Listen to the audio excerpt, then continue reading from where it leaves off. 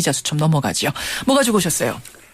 28사단 집단 구타 사망 사건, 윤일병 피살 사건, 6차 공판 26일 경기도 용인 3군 사령부 보통 군사법원에서 열렸습니다. 예, 6차 주말이라 공판. 제대로 자세히는 못 전해드렸을 것 같습니다만 이 사건의 공판의 핵심은 의무대에 입시돼 있던 환자, 예. 폭행의 전말을 처음부터 쭉 목격해왔던 김모 씨. 예. 지금은 몸이 아파서 제대했습니다. 민간인입니다. 그렇죠. 이제는. 김 씨가 이제 증언했는데 그걸 요약하면 참 이렇습니다.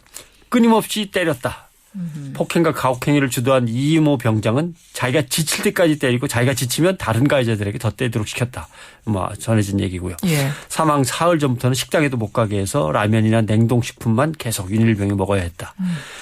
죽기 전에 침상에서 오줌을 싸며 쓰러졌는데 꾀병 부리지 말라며 또 때렸다. 또 때렸다. 예. 숨지자 가해자들은 윤일병의 소지품을 몰래 빼돌리려 하거나 자기한테 김 씨에게 너는 자고 있었다고 해라 등 폭행 사건을 은폐하려고 했다. 예. 김 씨가 윤일병 장례식에 가서 유가족들을 만나려고 부대 관계자한테 얘기를 하니까 부대 관계자는 아무런 반응도 조치도 취해주지 않았다.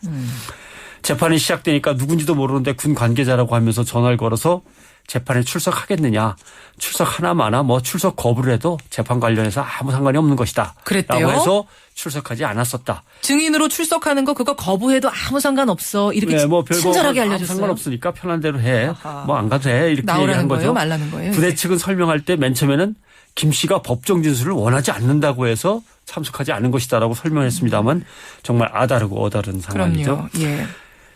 뭐 참 얘기하면 끝도 없겠습니다만 이것이 냉동식품을 먹는 중에 속이 안 좋다며 머리를 흔들다 소변을 보더니 호흡이 멈춰 죽었다라고 설명한 사건의 진상입니다. 그러네요. 말도 안 되는 기가 설명이죠. 막히네요. 예. 아무튼 또 재판에 참석하려던 군인권센터 이 사건을 갖다 끝까지 폭로하면서 밀고 나온 임태훈 소장하고 시민 방청객이 몸수색과 휴대전화를 끄라는 명령에 항의하다 감치 명령을 받았어요. 구금됐다가 100만 원의 과태료를 선고받고 두 사람 각각 석방이 됐습니다. 감치는 뭐예요? 재판을 진행하는데 법정 질서를 유지하려고 만든 제도죠.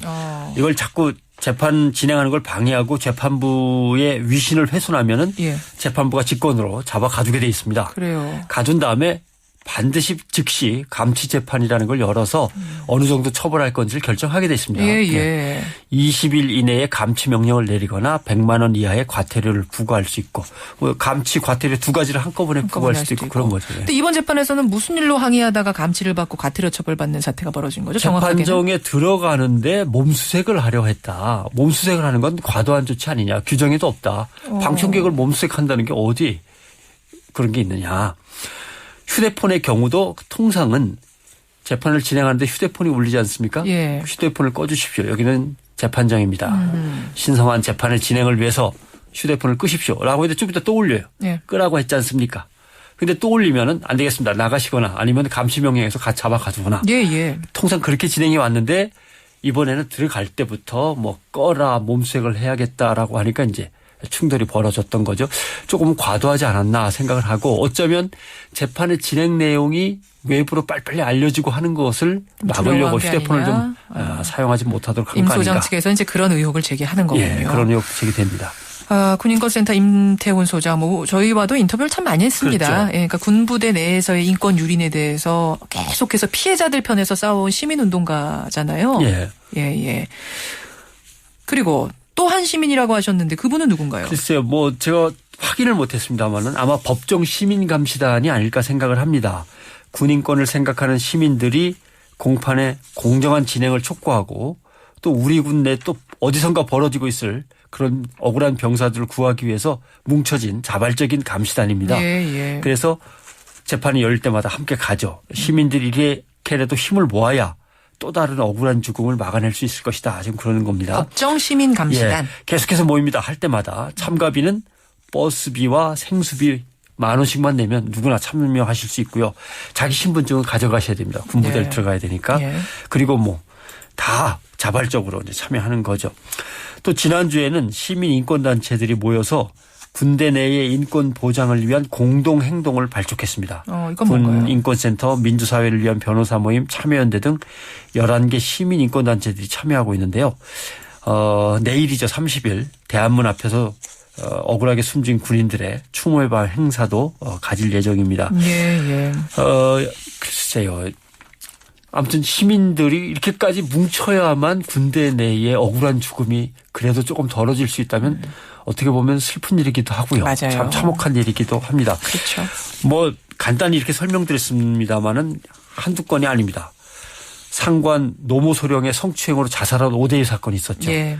군인으로서 오로지 한 길을 가서 장군이 되고 싶다라고 했던 그녀에게 주어진 것이 성추행과 수치스러움을 견디지 못한 죽음이다. 이거 참 답답한 거 아닙니까? 또 해병대 성폭행 사건도 있었죠. 예, 뭐 사건은 많습니다. 지난번에 그 부모님들이 모였는데 육군 훈련소 뇌수막염 노우빈 훈련병 사망 사건, 11사단 뇌종양 고 신성민 상병 사망 사건, 예. 육군 훈련소에서 자살한 고 정희택 훈련병 사건, 31사단 구타 가혹행위로 자살한 고 김범수. 너무 많아서 이게 헷갈릴 정도예요, 이제는. 네요. 전 이런 생각했습니다. 세월호하고 구조적으로 같아요.